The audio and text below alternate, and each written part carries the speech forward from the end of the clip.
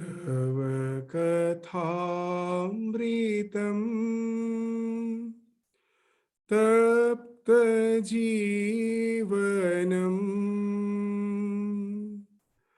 कविभिरीडितम्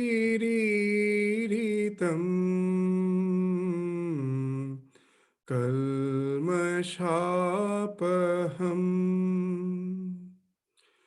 श्रवणमङ्गलम्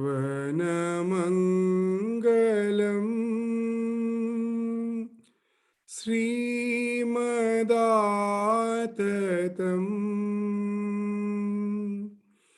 भुवि गृह्णन्ति ये भूरिदा जना.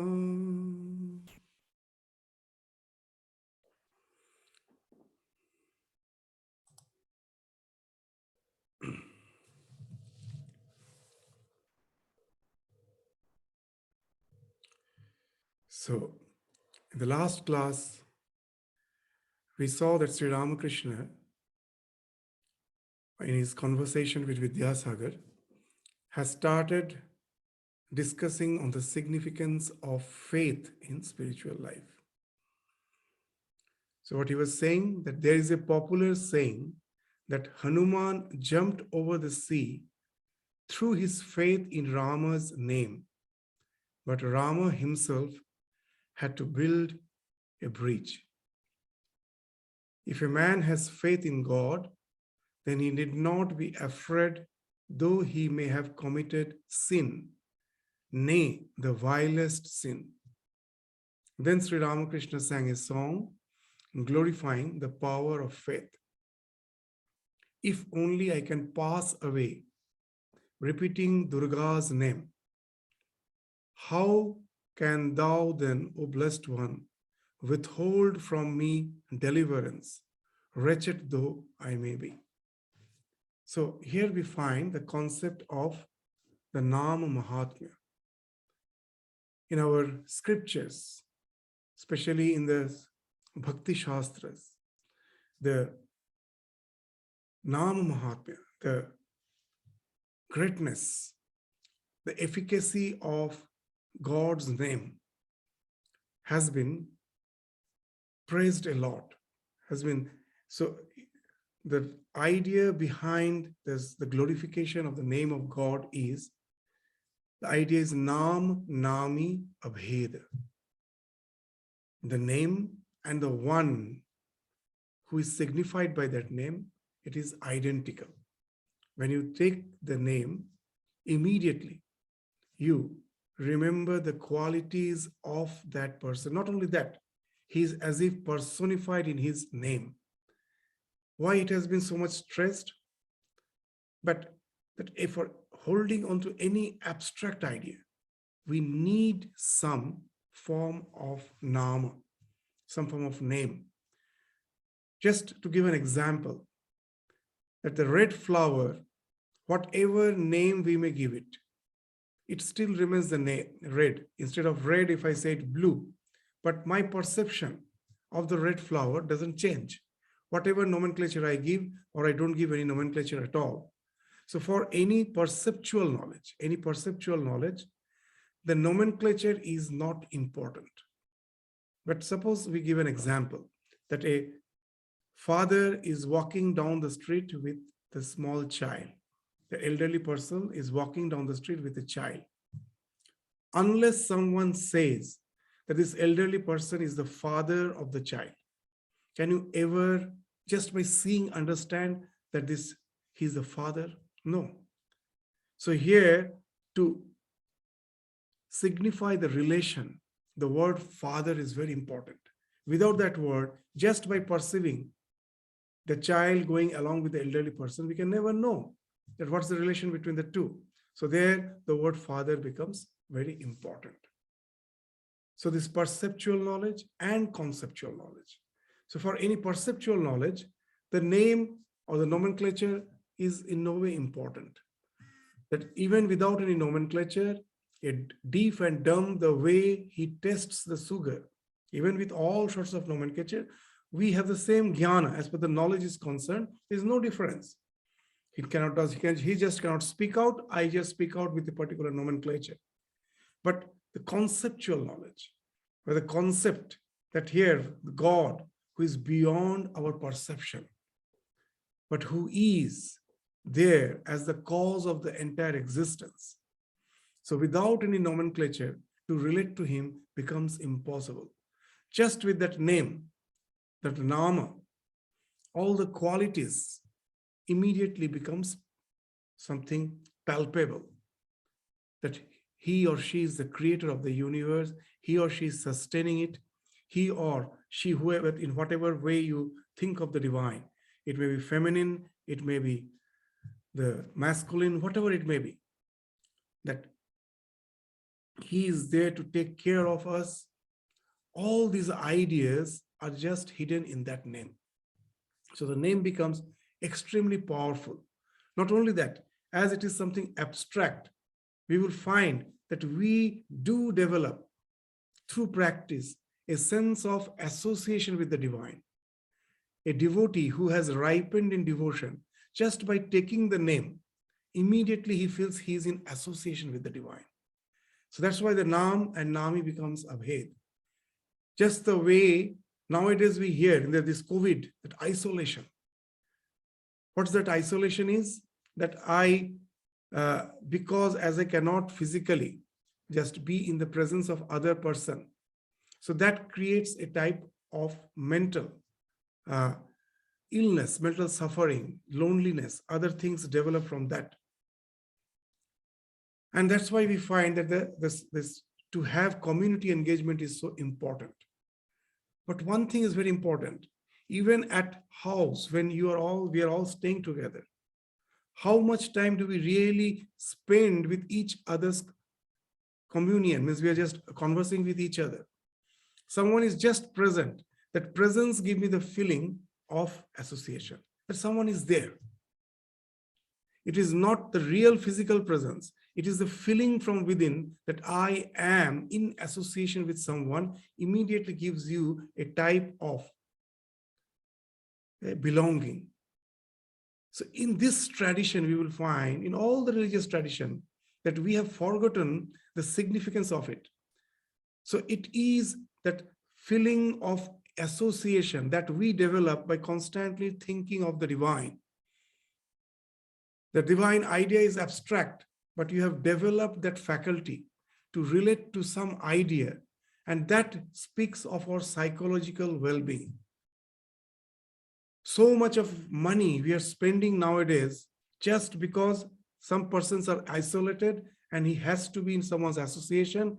So this is called tertiary economy, that most of the money is spent just in service, the service economy, that people are there engaged to take care of others because they are in isolation. But for ages together, we will find in all the religious tradition, this faculty they have developed through devotion to be in association with someone, though there is no one, means so-called physically present, but you with that association immediately feel that what is this? That's comfort. That's you feel that your comfort, you're secure, that comfort zone, the God becomes your comfort zone, God becomes your security zone. And that's the thing which gives tremendous strength, poise. Not only that, it is such an association where with that, the idea of holiness is linked.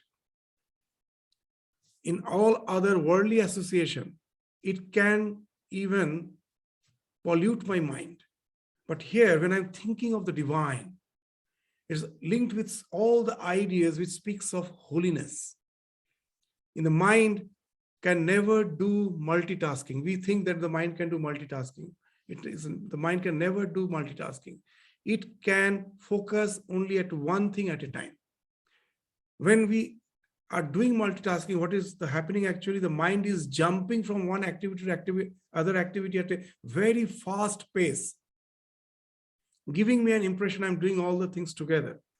And that's why the quality of the work is affected, because we can never as such give full attention to anything at one moment Just it's only one thing we can give. There cannot be two, three things at a moment you can focus.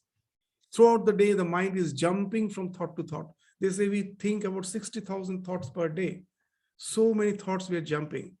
But the clue is here. At a time, it cannot have more than one thought.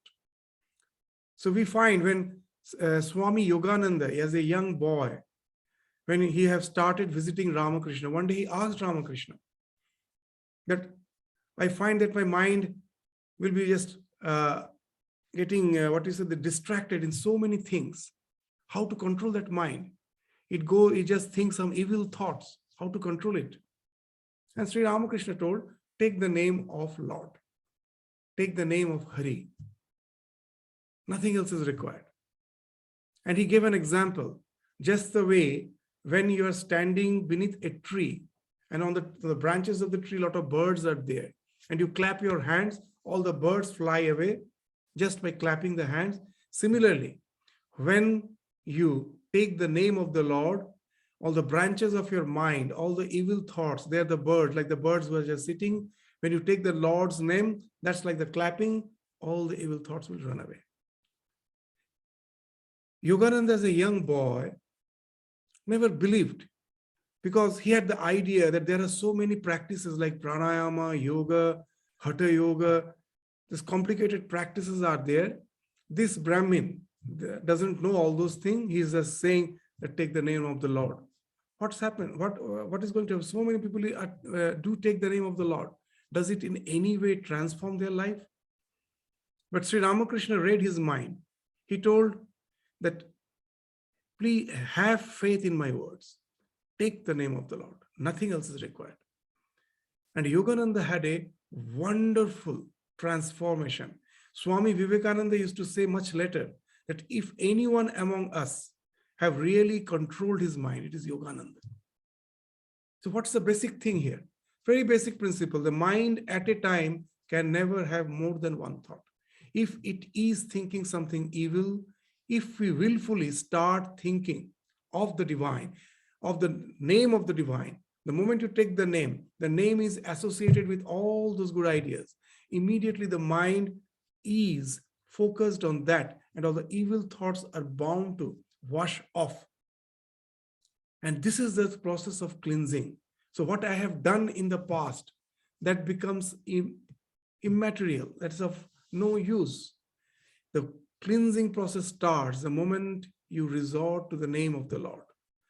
And the more I take the name of the Lord, thinking that he is present in the name, and I'm trying to associate with him through the name, this increases the devotion. As we say again and again, that in spiritual life, the entire process of spiritual journey can be explained in the modern psychological term with two terms. One is neuroplasticity and another is flow. You know that there's this particular branch in psychology called flow psychology. What's this? That when I do anything repeatedly, when I try to do anything, think anything repeatedly, the mind as if creates a path. Just when we are skiing through the snow, you're skiing on the snow, the way a path is created, similarly, a path is created through your mind when you do something repeatedly. And once the path is created, just to traverse that path becomes the tendency of the mind. It likes it. It gets pleasure. First, there was most probably a necessity, and then it forgets about the necessity. Just to traverse, it likes. So that's how we have developed all the obsessions which we have. That out of necessity, we were doing something which we did again and again through lives together, and that has become our obsession. Now, there's no necessity. We go beyond the necessity because we are obsessed. We get pleasure out of it. So the entire spirituality, you will find whatever may be your belief, in any spiritual tradition, what is the common thing? In our practice, what is the common thing? Repetition. You go to the church, the same prayer is repeated again and again, every Sunday, every day. Those who are praying every day, the same prayer. Some syllables they have memorized, and that's the thing they're repeating every day. You go to Islam, you go to Hinduism, the mantra japa. In every religion, there is the practice of repeating repeating some syllable with the help of rosary. Rosary is there in all the traditions. Why this repetition? This resorting to that faculty of mind, that neuroplasticity of the mind in a positive way. The neuroplasticity can really affect us in a negative way by converting today's necessity into tomorrow's obsession. Here, by repeating the name, you're developing a devotion. And now a time will come that will faculty is no more required. You don't have to force yourself. As the path is created, a liking develops. Just taking the name, it gives you peace of mind, tranquility, a sense of ecstasy. And as it deepens, it takes you to a state of flow. That's another subject of psychology. What's that flow? That's the real happiness. Whenever we are in flow, that gives a real happiness. The sensate pleasures can never give us happiness because there's a limitation of all the sensate pleasures. Suppose you like a particular dish. It is served to you. When you are having it, you may develop the craving for the second. You have your second. Most probably you go for the third. But there's a limit. Even if it's your most favorite dish, after second serve or the third serve, now you're satiated. You cannot continue. It's over. Now you've reached the plateau. But there is another type of pleasure. That's flow. It's not just enjoying the sensory pleasures of life. That is the limitation. It's over. And it makes us obsessed. Again, it will come back next day. The same desire. Again, I have to go for fulfillment and I cannot continue with it. It's just over. So much time it takes for preparing a dish and in 5-10 minutes, it's over. Now you're satiated. What to do? Now the life will be, that's why we find that we get bored with our life because the sense pleasures, so quickly it ends. But there's another type of pleasure for which we have to do some sadhana. Any pleasure which comes through practice, like the one who has developed a liking for studies. Most probably as a child, he never liked. He was forced to a certain extent. Parents told, teachers told that this is the thing which is going to build your life. But we find that it is not just because it is going to build his life, not because of that necessity, because of repeatedly doing the same thing, he has developed a liking for studies. Now, whatever that result is now waiting is automatically waiting for him. But he has developed a love for the means. The end will be there for him. He need not have to think of it. And this thing, this liking, how it happened, that previously through will you were doing again and again, the path has been created. Now just doing it, you like it. Any musician, at the beginning he's struggling. The skills he has, the skills which is required doesn't meet the challenge. So there's a struggle, but a time comes when the skills meet the challenge. And now that flow ensues. You get so absorbed in it, the entire world falls off. Even your bodily alarm systems, like your hunger, thirst, you forget about it because the mind has a limited power of processing information. When you are focused, the entire mind is taken by the thing which you are doing. So the remaining portion of there is no portion of the mind left to take care of other things. They all fall off. The bodily feelings fall off. That's when you enter into a state of flow. You can continue in that. If the hunger, thirst, tiredness is not there to interrupt me, I continue with it for hours together. And that's the happiness which is qualitatively much, much better than any sensate pleasures of life. It is all limited. The way a scientist while doing his research is enjoying, I can never enjoy the same way just by having a good meal. It will be over in just half an hour, but he can continue for hours together. So this speaks of the flow. So in spiritual life, the same thing. When taking the name of the Lord, it has gone from will to the devotion. The devotion has developed. Now we have entered into a flow. Now just doing it, just repeating the name, that becomes your obsession. This obsession now takes care of all other obsessions. They all fall off because all other obsessions have the limitation. What's the limitation? As it is all dependent on something external, there's always that fear factor. All other obsessions, I may not get it. The object of my desire, I may not get it, whether it is relationship, name, fame, whatever it may be. And when I get it, I may lose it. But this is the thing, that contemplation on the divine, once you have developed the liking for it, no one can take it away from you. The entire world may be against you. The entire world may be in turmoil, but you have developed that faculty to sit just within yourself, to be calm and take the name of the Lord and be in bliss.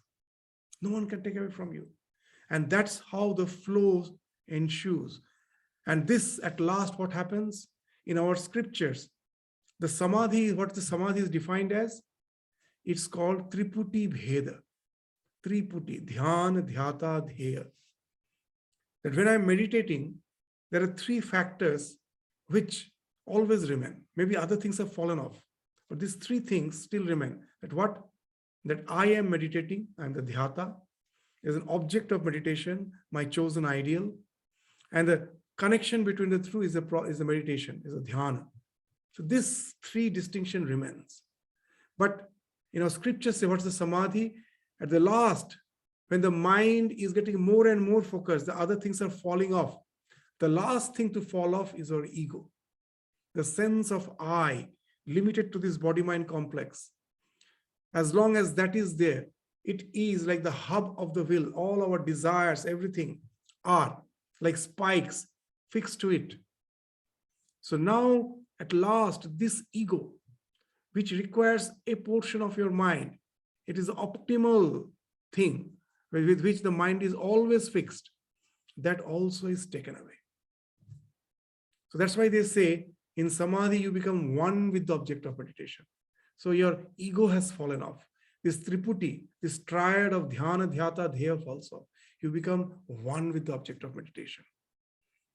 The moment that happens, it speaks of whatever you're realizing. That's not important. Important is that ego has fallen off. This ego is the cause of bondage. In the spiritual sense, that we are that non-local consciousness. That non-local consciousness got reflected in the body-mind complex to create that sense of ego. And now seeing the reflection, I think I am that reflection. Ajnana creates asmita. And then the raga, dvesha, vinivesha, all other afflictions come. The moment that ego falls off, you go beyond the ignorance. And that speaks of the spiritual liberation. It can be in any way. That's why in our scriptures, they say, sa kala ya vimuktaye. That even if you forget about divine, if you can, with full focus, sing a love song, that can take you to the liberation. That can, because why? Because it's the focus which at last takes away your ego. That's the thing which is important. So that's why you'll find these definitions are so important. Sahakala, all this instrumental music, classical music. What you're singing is not important. How deeply absorbed you're in it to take you to that sense of tremendous upliftment. That's important. That can wash off your ego, and that itself becomes a spiritual sadhana. So that's why you will find a spiritual sadhana as such, you need not have to conform yourself to certain belief. Anything can take you. That's why Sri Ramakrishna used to say that even a ordinary person, by repeating something totally nonsensical, he went to his guru, and the guru found that he's an idiot. So he just jokingly gave some meaningless word and told, repeat it. And he had that faith that he went on repeating, and that took him to the realization. The gospel, Sri Ramakrishna says that Garol mantra siddha hoyeche. In Bengali, they say, when they say useless words, he was repeating and he becomes siddha. So it's a faith which is important. If anyone from birth has that faith, if the guru has given me this mantra, I don't doubt it. I don't doubt its efficacy. And I just take it that this alone is going to take me to the ultimate spiritual realization. Know it for certain, your play is done. So that's the important. That's why we will find this song sometimes we find as if it sounds like apparently the song of a fanatic. Oh, just being the devotee of Durga to praise Durga's name, he has just saying all those things. No, it may be Durga, it may be Kali, it may be Krishna, it may be anything.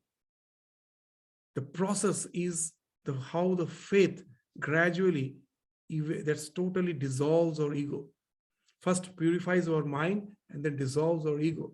Whatever was there as the past samskara doesn't matter. That's why in English there's a proverb: every saint has a past, every sinner has a future. That's why Bhagavad Gita starts with Vishada Yoga, that in our life, because of ignorance, all the things which we are doing, for that, when the repentance comes, it can be a turning point. And then I resort to the name of the Lord, and it can take me to spiritual emancipation. So have faith. Let the dead bury the dead. What has happened has happened. Don't go on just being involved, immersed in the past. Forget about it. Don't dive, don't delve in the past. Let the dead bury the dead. What has happened has happened. From now, I know that the Lord's name is sufficient to take me across this ocean. The Lord's name is the boat which can take me across this ocean of samsara. With that faith, if you go on repeating, that alone will be sufficient for a spiritual realization. So that's why Sri Ramakrishna is giving so much importance to that faith. The faith actually is a wonderful thing. It opens up the spiritual portal in our life. That for us as an ordinary being, we never relate to the spiritual dimension of our existence. And that's why we find we don't get answers to the questions of life. We go on suffering. Once that you can relate to that spiritual dimension of existence through the name, and immediately find that we find that is a purpose of life, and it becomes more and more palpable. You find out the goal, that your perspective gets broadened. It's no more narrow perspective, and you start building up your life on that broadened perspective. So let us go to the words of Ramakrishna. The master continued, faith and devotion. One realizes God easily through devotion. He is grasped through ecstasy of love. So that's the thing. Devotion, faith, leading to flow, dissolution of the ego, all the mental modules, they all collapse, and rendering you that spiritual freedom. With these words, the master sang again, how are you trying, O my mind, to know the nature of God? You are groping like a madman, locked in a dark room. He is grasped through ecstatic love. How can you fathom him without it? Only through affirmation, never negation, can you know him. So how are you trying, O my mind, to know the nature of God?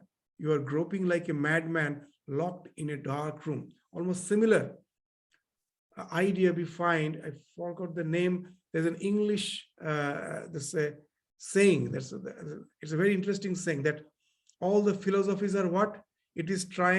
All the philosophies are like trying to search a black cat.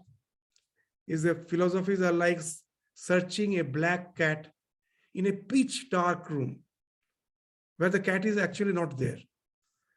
So that's what, because intellectually when we are trying to really relate to the divine, it is that philosophy, at last it will end up making us as learned fools. That's what in the gospel of Sri Ramakrishna we find very interesting discussion. One day Naren was having discussion with Girish, and where Naren quoted this, that where philosophy ends, religion begins.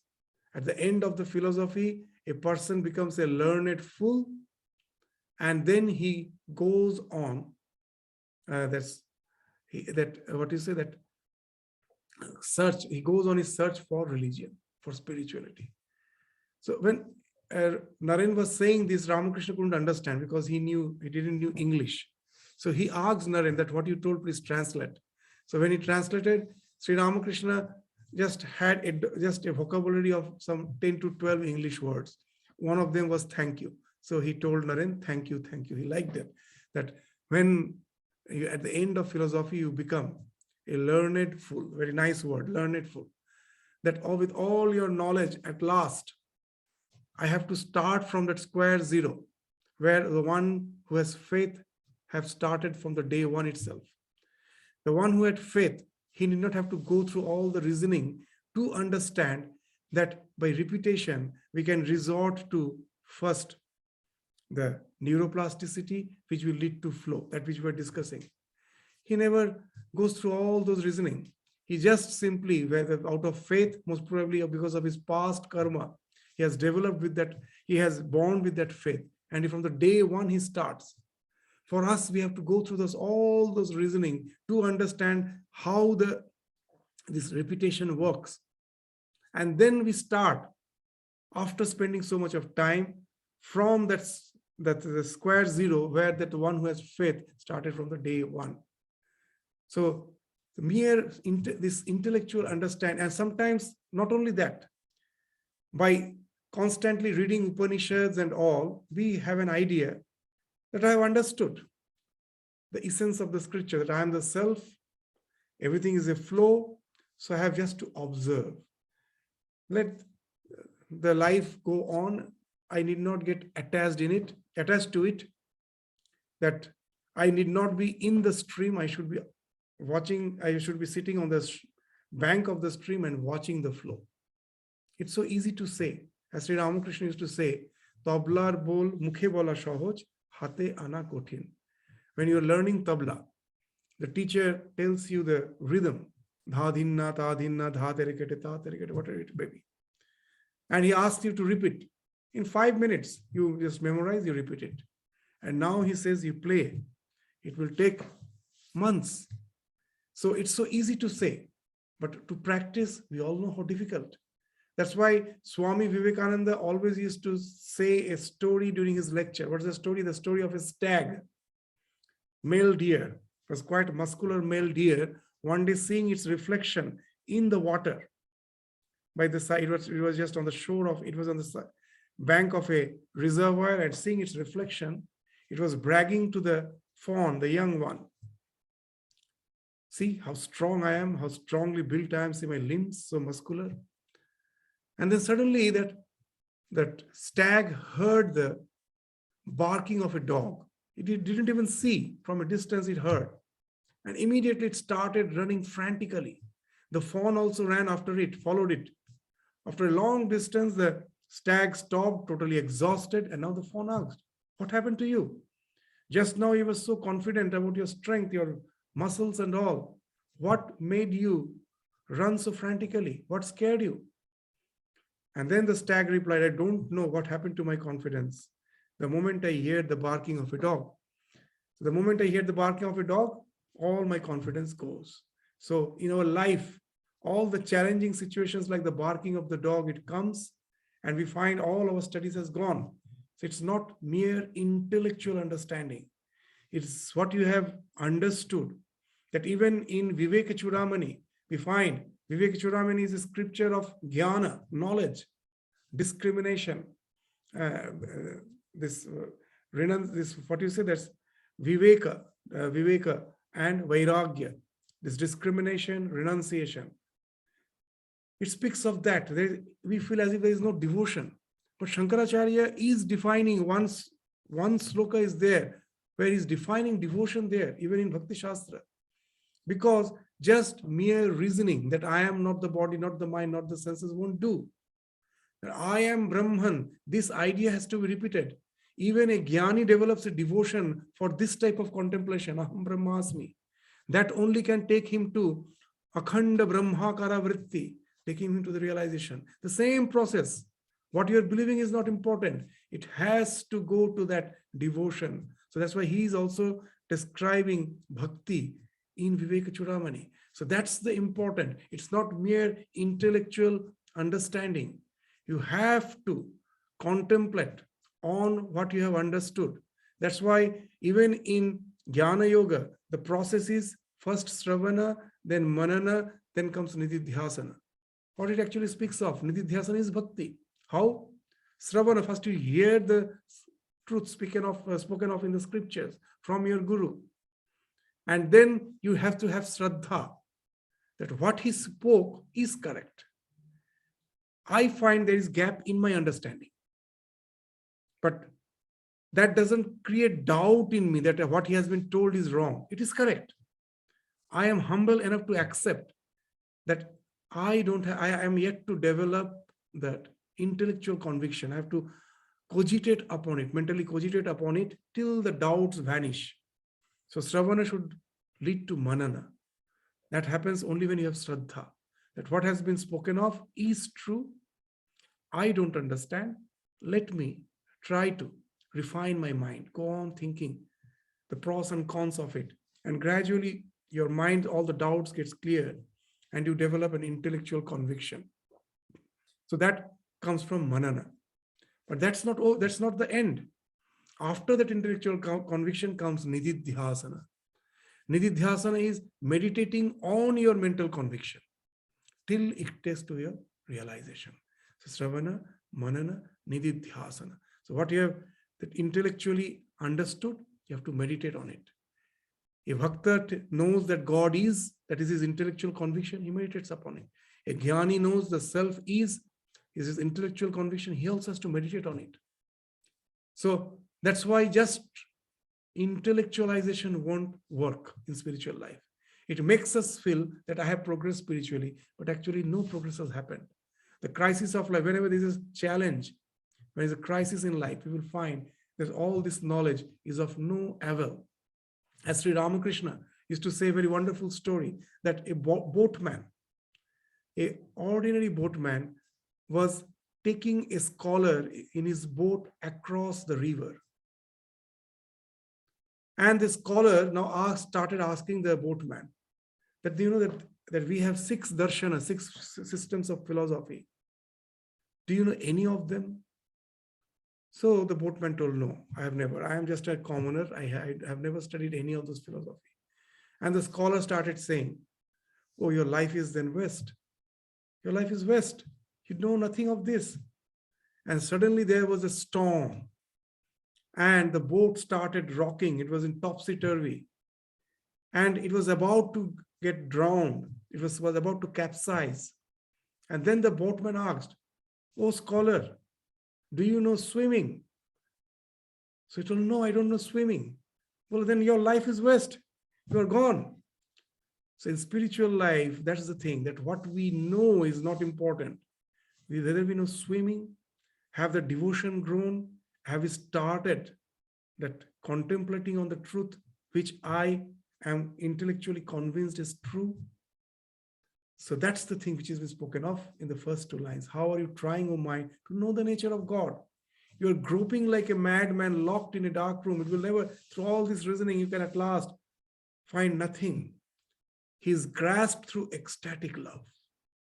How can you fathom him without it? That love should take you to the flow, at last to dissolve your ego, to create a hole in the wall of ego. As Sri Ramakrishna told, you know that what all the forms of divinity are? They are just, all these forms are a hole created in the wall of ego. Ami Rup Deyale, ekekti gorto. The one who is meditating on Rama, what he is doing? He's as if chiseling the form of Rama in the wall of ego. And when the chiseling is complete, his imagination is like chiseling in the wall. When the chiseling is complete, a hole has been made in the form of Rama. And he peeps through it. He sees infinity, the infinite, the non-local existence. But as he is peeping through that form of Rama, the whole, which is of the form of Rama, he says Rama is infinite. The one who has created the whole in the form of Krishna, he says Krishna is infinite. Now, why there is fight in spite of all the sincerity? Because we all have made only one whole. Sri Ramakrishna is the spiritual genius in the entire history, that somehow he developed that tremendous curiosity to traverse all the path, not just believe, to traverse. And he created all the holes. to peep through all of them, to relate to that same reality, and then come back and say, all these are nothing but the holes in the wall of ego. You relate, when you go to the ultimate, it's the same reality. So all can relate to that same realization. So he's grasped through that love. Whatever you believe, that's not important. That love can take you to that realization. How can you fathom him without it? Only through affirmation, never negation, can you know him. This affirmation that God is. Never negation means I'm just going on that I am not the body, not the mind, not the senses. This all can give you a type of intellectual understanding, but it can never take you to the deep, intense flow to really go to that realization, to describe the taste of mango by hearing about it from others, and to really taste the mango. Just the way this difference is, similarly, the intellectual knowledge and the realization has that type of difference. I can write a learned literature about the taste of mango just by hearing from others. But do you think even that book really has any meaning to that person who has written it? Nothing. The day he tastes the mango, he will find these were all superfluous words. Just by hearing, I did cut and paste, nothing else.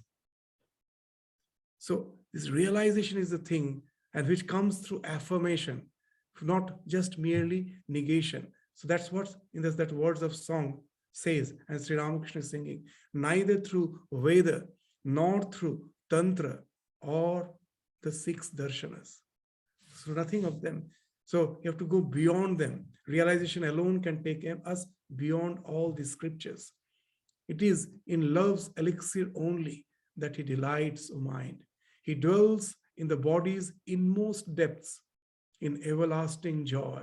And for that love, the mighty yogis practice yoga from age to age. When love awakes, the Lord, like a magnet, draws to him the soul. He it is, says Ram Prasad, that I approach as mother. Just see, these ideas were so Catholic. The same Brahman, that Ram Prasad, a mystic, a realized soul of Bengal, his song, Sri Ramakrishna is singing. What a nice words. The same Brahman.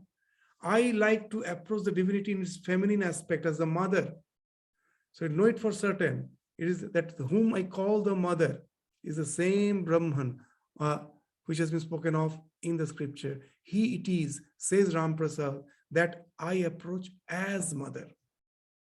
So this Brahma and Shakti, they are abheda, the same.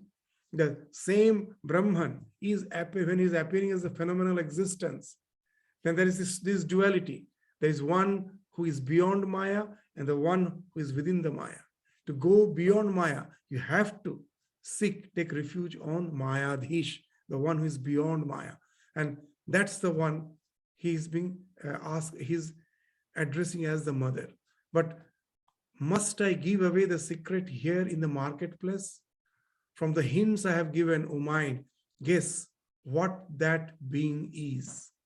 So it is the same divine mother, the Shakti, who is the Brahman. There's, as Sri Ramakrishna in some other place have mentioned, that when a snake is lying motionless in coiled motionless, it's the same snake when it is moving.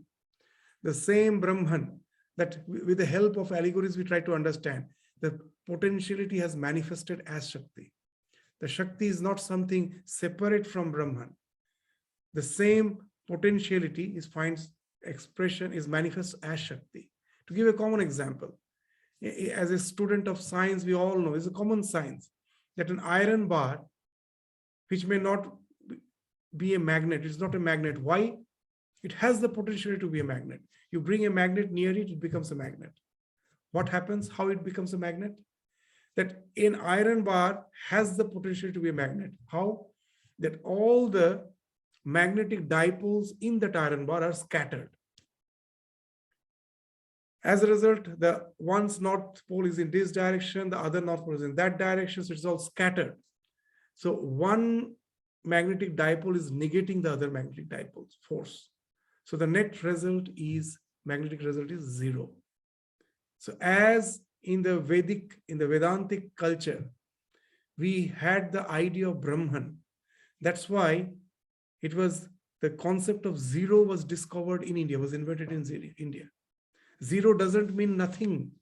Zero means balance. 4 minus 4, when the same quantity negates the same quantity, it is zero. It's balancing. It doesn't mean absence. It means balance. So where all the so this Brahman is what? Where all the polarities which we see in this world, they have resolved there. That magnetic dipole, that's all the magnetic dipoles are spread out. It appears to be inert, has no magnetic force, but it becomes magnet the moment I can align all the dipoles in such a way that all the north poles are directed in one direction and the south poles are directed in another direction.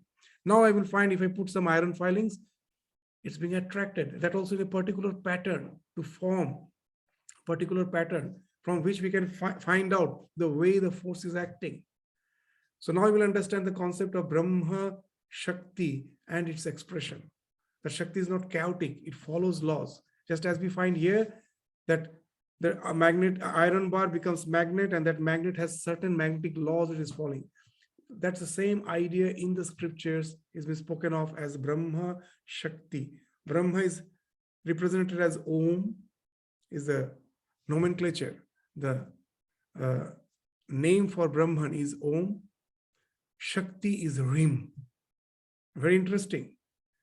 That Rim again finds expression as truth, as rhythm, as the worldly truth, not the ultimate truth. Rhythm speaks of the truth of the universe. What this rhythm is, that all the laws we find, whether it be moral law or the physical laws, they actually speak of the way that Shakti is finding expression. It's not chaotic.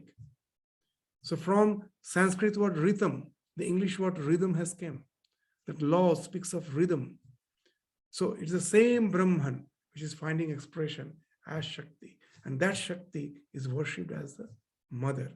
Sri Ramakrishna gives a wonderful example that in the house we find sometimes in the olden days, the traditional house, the male member, he is just there to give his nod. The lady of the house is busy when some celebration is there. She is running about hither and thither, doing all the work. Now and then comes and reports to the husband, the master of the house, that this has been done, that has been done, and he just leisurely gives a nod. So Ramakrishna says, Brahman is that, the one like the Karta sitting there, and Shakti is doing everything. So she is the mother. That's why she is the feminine aspect. That's the way in the house we find that the mother is the pillar of the house, that she is the one, as if having control over the entire show which is going on. She is the boss of the house. So she is the mother. And that's how this song says, it's the same, this active aspect is not different from that potential aspect, the same. It is finding expression in a different way. So the same Brahman, I call it mother and I call on him. So don't you understand that? So that's the song. And you have to develop a devotion from that. It's so difficult to develop devotion of Brahman because it is without attributes. But when you think of the Shakti with all the attributes, it's easy to develop that devotion. And that devotion can take me beyond all the ignorance, beyond the Maya. So hold on to the Mayadhish if you want to go get rid of the Maya. While singing, the master went into Samadhi. He was seated on the bench facing west, the palms of his hands joined together, his body erect and motionless. Everyone watched him expectantly. Vidyasagar too was speechless and could not take his eyes from the master. Just what he was singing, he himself became the living demonstration of that. That he was speaking from his realization that only through love and devotion you can go to the realization. Just by saying that, his mind, in some other place in the gospel, he says that the mind of a realized soul is just like a dry matchstick. It just needs a little friction, and immediately it gets lighted. Our mind is like a wet matchstick. You may go on just rubbing it, nothing happens. But a realized soul mind is like a dry matchstick. Just a little friction, immediately it gets flamed. And that was has happened. That these words acted like that friction. These little suggestions immediately is taking him to the samadhi. That is the mind of Ramakrishna, the dry matchstick. While singing, the master went into samadhi. He was seated on the bench, facing west, the palms of his hands joined together, his body erect and motionless. Everyone watched him expectantly. Vidyasagar too was speechless and could not take his eyes from the master. After a time, Sri Ramakrishna showed signs of regaining the normal state. He drew a deep breath and said with a smile, "The means of realizing God are ecstasy of love and devotion." So his own words take him to that state, and coming down, again he's affirming, acknowledging that it do happen. That's what has happened to him just now. That is, one must love God. He who is Brahman is addressed as the mother. So he's just repeating the same word. He it is, says Ram Prasad, that I approach as a mother. But must I give away the secret here in the marketplace? From the hints I have given, O mind, guess what that being is. Ram Prasad asks the mind only to guess the nature of God. He wishes it to understand that what is called Brahman in the Vedas is addressed by him as the mother. He who is attributeless also has attributes. He who is Brahman is also Shakti. When thought of as inactive, he is called Brahman, and when thought of as the creator, preserver, and destroyer, he is called the primordial energy, the Kali. Brahman and Shakti are identical. That's what we were discussing. In the house we find that's the thing Sri Ramakrishna is saying in his word. Like fire and its power to burn. When we talk of fire, we automatically mean also its power to burn. Again, the fire's power to burn implies the fire itself. Just the way I cannot think of fire without its power to burn. They both are identical. So similarly, the thing in itself and the attributes which we see as it's in the phenomenal existence, they both are same. You cannot segregate them one from other. If you accept the one, you must accept the other. It's very interesting. When in the scripture, we find the word neti, neti, na, iti, na, this negation. A jnani interprets neti, neti as not this, not this. Like Shankaracharya in his commentaries saying neti, neti as not this, not this. When you try to relate to Brahman, everything, whatever I see is not Brahman. So I have to say not this, not this. What is? Something beyond this. What it is? Not this. But what it is. So then is there nothing? Sometimes we find that the scriptures say that it's just like taking off the layers of onion. At last there's nothing. There's nothing called core. So in Panchadashi, there's a nice example. They say that at last there is someone that the one who is saying not this, the negating, he is the self. The doubter is the self. So there's a nice story that there was a 10-person they were all common villagers.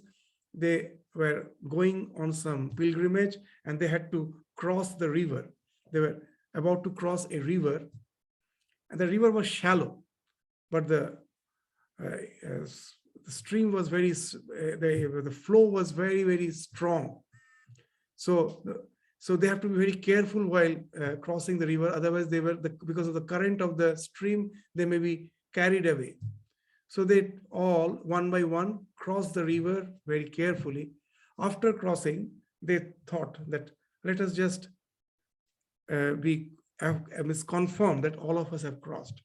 So one of them told, you all stand in line and let me just count how many of us are there. So he counted 1, 2, 3, 4, 5, 6, 7, 8, 9. So there are 9 people. So now one by one, all of them counted. There's one person called, oh, I think you are mistaken. It seems we all are here. You're mistaken in your count. Well, you come here. Let me count. So all were counting. So, but they all were the same result. There were 9. So they were confused. Then some passerby was going. He was amused to see what's going on. And he told, we are missing someone. Well, yes, one is missing, but we don't know who it is. Well, okay, you all stand in line. Let me count. Now it was 10. So they all asked that, Who is the 10th one? That this Tvam Dashamasi, that you are the 10th, the one who was counting when he was counting. So here also, when we say that self is that this is self is not the body, not the mind, not the senses, then what is the self? The one who is saying that he is not the body, not the mind, not the senses, he is the self. So that's the way by which the Jnani will be doing the discrimination. But the Neti Neti by Ramanujacharya, where the scriptures are very interesting, he interprets it in a bit different way. Instead of saying not this, he takes God to be with all attributes. He will be interpreting Neti Neti as not only this. So not means he's so vast. Just to give an example, when the white light through the prism breaks into the spectrum of 7 colors, we say it's 7 colors, but actually the spectrum is limitless. Our eye has the capacity to see only those 7 colors. There are this ultraviolet light, ultraviolet bands are there, infinite. Infrared bands are there, infinite. We cannot see them. So this, what God has become, with our limited senses, with our limited mind, what we see is just a small part of it. As even in our scripture, they say that out of, if the entire creation is 1 part, the Lord is actually 4 parts. The other 3 parts are hidden. Just in your modern science, you speak of dark matter. So what has been spoken of in the physical sense, that in the spiritual sense has been spoken of in the scriptures. So it is something is beyond. So that's this neti neti. So that's both way of interpretations are correct. So when you are negating to go to that potential state, yes, of course, it means not this, not this. But when you are trying to fathom the depth of that reality from the phenomenon point of view, you can never limit it. It's beyond all limitations. So that's how Brahma and Shakti are identical. The same thing which is beyond attributes. When you try to discuss it with, when you try to affirm it with attributes, you find no limit to it. So it the same. Why God is thought as, again, then why God is thought as mother? It actually, it's not only about the absolute reality, it helps us. Because this emotion which we have developed, the entire world has developed with the love of the mother. It's the most pure love and the strongest love. When you can relate to God as the mother, it immediately helps us because we already have that fund of experience of loving the mother. We know how pure it is and how strong it is, how sense of security is with that. The sense of what you say, that when Sri Ramakrishna gives these examples, wonderful, that it's not the real mother. It's a feeling that mother is with me that gives us the strength. And he gives a very nice example. In the olden days, the landlord used to be there and they had a lot of maid servants. So one day the son of the landlord had a fight with son of one of the maid servant. And the landlord's son was, of course, strong. So easily he overpowered this maid servant's son. So when finding no means to escape from the bullying of this landlord's son, at the last he gave a cry. What's the cry? Stop beating me. I will go and complain to my mother. This maid servant's son, to him, his mother is the most powerful. His best maid servant, actually, she has no power there. It is in the landlord's house, is a landlord who is a powerful, and the maid servant is just under him who is working there. But to his son, she is all powerful. She says, stop beating me, I will go and complain to my mother. So that gives a sense of strength, security. So use that emotion to relate to the divine as the feminine principle. And that will intensify your devotion. That way, that's a love which is so pure and so strong, and it gives the strength. So that's why this this thinking of the divine as the feminine is so much powerful in all the religious traditions. In Christianity, we find the Mother Mary, the way she is worshipped. It's in other traditions. Somewhere it has been forcefully negated out. but it in some form or other, it was there in all the traditions to worship the divinity in its feminine aspect. But it gives a tremendous intensity, tremendous strength.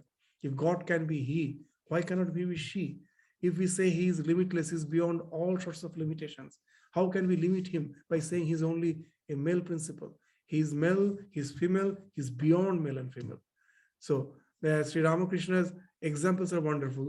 That a man was worshipping the mother Kali, and another man observed that there was a sacred thread around the neck of Mother Kali. Actually, only the male Brahmin, they use the sacred thread. Not the female never have this sacred thread. So the man was a bit, what you say, that confused, that how come you have put a sacred thread against the mother's neck, mother's shoulder? And the one who was worshipping, he told, it's you most probably who know what my mother is. I'm yet to determine whether he's male or female or he's something beyond that. So I'm confused. So I have put the sacred thread. So the idea is that, so he's something beyond, but for our convenience, we take the form in which we find it becomes easy to relate, and that can take us beyond the domain of all this phenomenon duality. So that's what you'll find. This simple words actually has the entire scripture, what you say, hidden in it, encrypted in it, in the simple words. Ramakrishna's words are so simple that sometimes we miss that how sublime it is, how deep it is, how profound it is. So that's why this discussion is like manana. This is like manana. After Sravana, like manana. So the more we can go on reading it and try to contemplate on it, we will find that layers of understanding is coming out. That's why these scriptures are called Purana. Pura apina, they never get old. The more you read, the more new meaning comes out. With your mental evolution, the more understanding comes out of it. So they pura apina vaiva. They are never old, ever aging, never old. You can go on reading, and more meaning will come out of it. So we'll continue with our discussion again in the next class. So with this, we stop our discussion today. Thank you all. Namaskar.